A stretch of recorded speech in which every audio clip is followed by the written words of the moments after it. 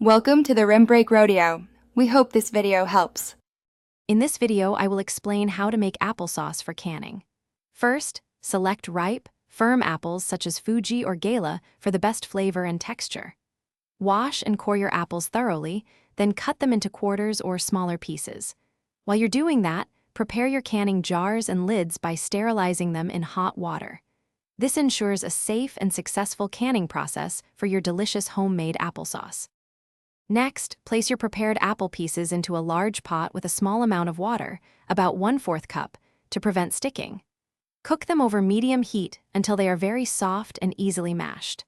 Now is the time to add sugar and your favorite spices, like cinnamon or a pinch of nutmeg, to taste.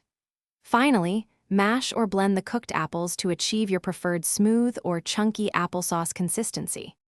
Once your applesauce is ready, carefully ladle the hot mixture into your sterilized canning jars, making sure to leave 1/2 inch of headspace at the top. Use a non-metallic utensil to remove any air bubbles, then wipe the jar rims clean to ensure a proper seal.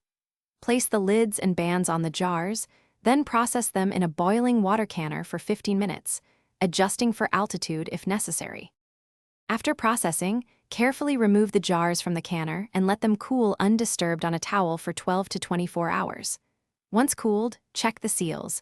The lids should be concave and not flex when pressed. Store your properly sealed applesauce in a cool, dark place for up to 1 year. For other great kitchen deals and to make meal prep easy with leak-proof containers, check the link in the description below. Enjoy your homemade applesauce. Thanks for watching. Consider subscribing if we helped you.